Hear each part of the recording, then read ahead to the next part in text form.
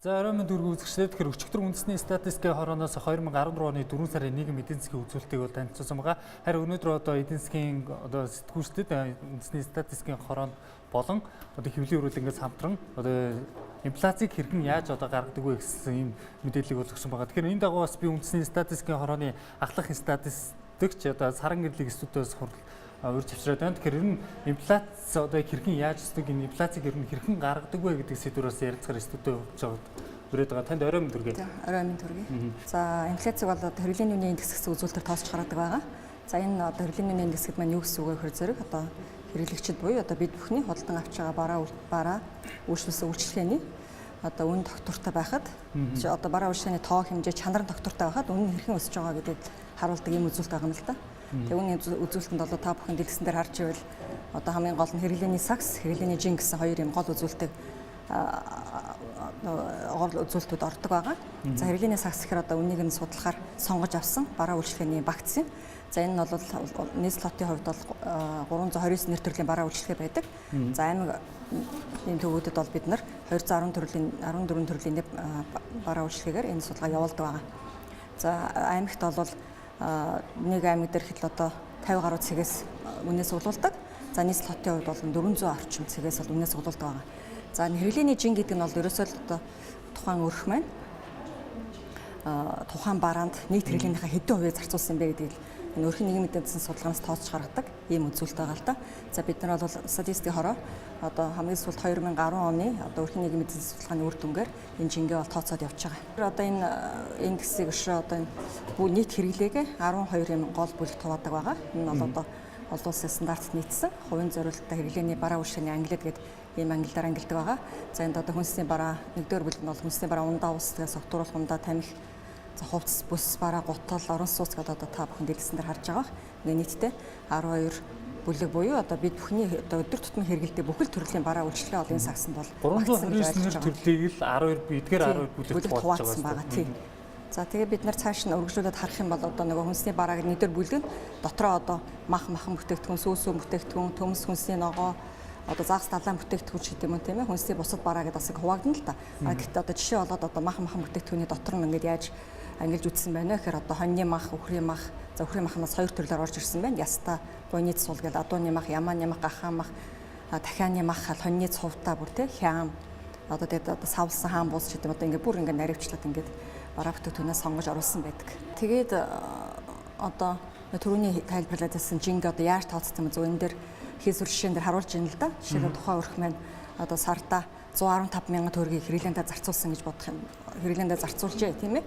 Тэгвэл тэрнээс 18 мянган төгрөгөөр нь хоньны махыг жишээлбэл худалдаж авсан гэж бодох юм бол бид нар бол энэ хоньны мах маань нийт хэрэглээндээ 15.6%-ийг зарцуулжээ гэсэн ингэ тооцоог авч үздэг л дээ. Тэгэхээр хэрэглээний жим гэдэг маань бол үнийн индекс бол маш их чухал үүрэгтэй байдаг. Учир юу гэхээр өндөр жин эзэлж байгаа бараа бүтээгдэхүүний үнэ өсөх тусам манай инфляц бол өндөр гардаг. Тийм учраас бид нар бүгдээр мэдэн шүү дээ монголчууд бид нар бол махны хэрэглээ өндөртэй байдаг. Тийм учраас мах өсөхөөр л инфляц өсчин гэдэг маань бодит тоон дээр л үндэслэж гарсан судалгаа шүү дээ. За тэгээд бид нар бас энэ үнийн судалгаа бас яаж явуулдаг юм бэ? Энэ схемээр товч харуулахыг хүссэн юм л да. За манай нийслэлийн статистикийн газрын үнэ судлаач нар маань 7 хоног бүрийн 5 гаргийн 10-аас 14 цагийн хооронд эдгээр нэр дутсан газруудад Баян зүрх, Худалдааны төв, Хүчит шонхор зах, Бөмбөр, Меркури гэх тийм ээ Барс 5 эрдэнэ бүх том төрлийн том захууд түүнчлэн супермаркетуудаар за мөн энэ бензин шатхууны цэгүүдээр түнчлэн түлээн нүрс зардаг юм захуудаар явж судалгаа хийдэг байгаа. За энэ судалгаагаа бол манай статистикийн хороолууд амжуулна. За статистикийн хороон дээр бид нар ингээд боловсруулалт хийгээд индексийн тооцоод 7 хоног бүрийн пүрэв гарагийн 15 цагаас хойш бол бид нар энэ манай мэдээллийн 12 цэг эмэн гэсэн энэ дээр бол гаргаж мэдээлдэг байгаа. Тэгэхээр та бүхэн манай сайт руу орж захим хуудас руу орж үзэх юм бол 7 хоног болгон Улаанбаатар хот болон аймагуудад хүнсний гол нэрийн барааны болон бензин шатхуун түлээн нүрсний ямар өөрчлөлт байгааг харах боломжтой. За бүр энэ сүүлийн 3 жилээр бас үнэ маань яаж өсөж байгааг оны эхнээс нь харуулсан байна л да. Жилийн эцсийн индекс маань одоо жилийн инфляци илэрхийлдэг л дээ.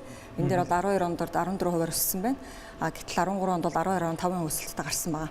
За 12 онд ч манай нөгөө гол өсөлт маань одоо жилийн эхнээсээ эхэлсэн шүү дээ. Оны эхнээсээ бензин шатхууны үн болон махны үн өндөр өсөлт явсан учраас энэ одоо нэлээд өсөлттэй гарсан байгаа. Махны үн бол нэлээд нөлөөлсөн. 13 оны өсөлт ер нь бол яг 12 онтой жигд явж байгаа л 7 сараас хойш ер нь нэлээд өсөлттэй явж штэ. Энэ дээр 4.9 6.6 гэдэг. Энэ одоо өсөлт яг юунаас үүдэлтэй юм бэ? За энэ бол бас мэдээж хаврын улиралд бол ерөнхийдөө Монгол орны хувьд махны үнийн нийлүүлэлттэй холбоотой, махны үнийн өсөлттэй холбогдож ер нь хаврын улиралд инфляци өндөр гардаг шүү дээ. Тэр хандлагыг ажиглаж эхэлсэн байгаа. За тэгээд 6-7 сараас бол үн ханшуул баг зэрэг сулардаг явна.